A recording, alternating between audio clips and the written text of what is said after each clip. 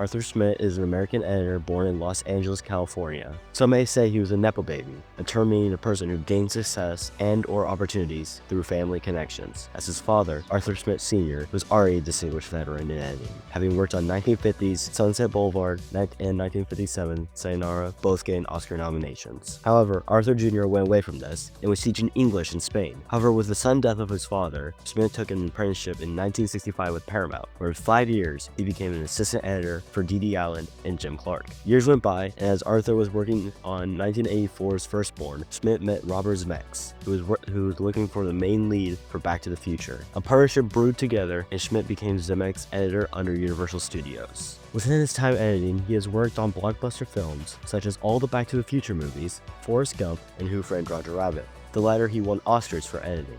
If we are taking a view onto his style, we should stop right here, as he stated multiple times that whenever he's editing, he doesn't like to impose his own style, but instead see where the film takes him. How did you approach the editing when you started getting dailies? Was it a different approach from the previous films that you had done? Did you have any particular influences or styles in mind? No, I just started dealing with the material, which is what I've always done. I've never tried to superimpose a style of mine on any film that I've worked on. I've always felt that the style comes out of the film, and you know, with respect to the film, the film will kind of eventually tell you what to do if you listen to it. So that's always been my approach. I didn't want to ever superimpose something that was kind of foreign to the material. I wanted the material to tell me, you know how to cut it. I just opened up and let it talk to me. His first work with Zemeckis on Back to the Future was a major blockbuster, making $381.1 million and becoming the highest grossing movie in 1985. It has become a staple in film history, spawning 2 sequels, a theme park ride, merchandise, and even a stage musical. The effects of Back to the Future for its time were incredibly well done, and still have this flair of being both cheesy and nostalgic to look at.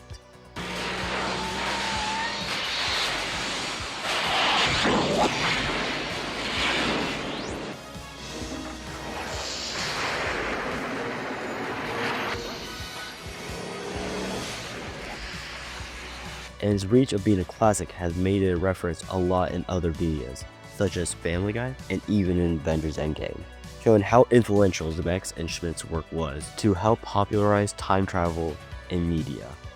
After his work on Back to the Future, he went immediately into work on an impossible task, editing the film Who Framed Roger Rabbit. Who Framed Roger Rabbit is an incredible, well-done use of mixing animation and live action, bringing the two mediums together. While this first happened back in 1964 in Disney's Mary Poppins, that was a limited scene, but with Who Framed Roger Rabbit, there are signs of animation in the entire runtime of the movie. In an article by Cinematage, Schmidt stated, "It was magical to see the animation gradually come to life. Before Back to the Future, I'd never done special effects. We had 30 effect shots then and felt that was overwhelming. How are you ever going to do this? Roger Rabbit has over 1,000 effect shots."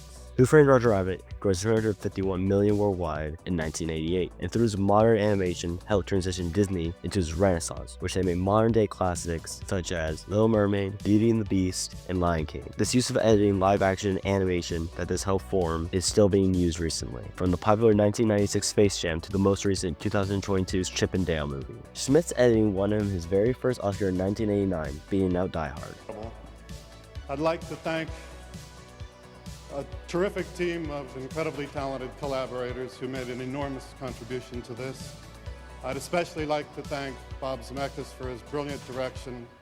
After a bit of time, Zemeckis started working on Forrest Gump. While with Forrest Gump, he was honest and simple, which is what Schmidt stated was his editing approach. Stating in the same article with Cinematage, he stated, "I tried hard not to overcut or milk the material to evoke false emotion. The editing had to be as simple, honest, and as direct as Forrest's character." Forrest edited that film. Forrest Gump grossed $678 million worldwide, and throughout the excellent use of archival footage and editing Tom Hanks into these scenes, deservedly got Schmidt his second Oscar in 1995. If you look at these 3 movies, I don't think you could clearly tell it was edited by the same guy. Through Schmidt's insistence to not have his own style, these movies were able to feel fresh and away from his works. Expand the Morris techniques he used in Back to the Future wouldn't have worked the best in Who Framed Roger Rabbit. However, Arthur Schmidt was a very talented editor, being able to work on these technical marvels.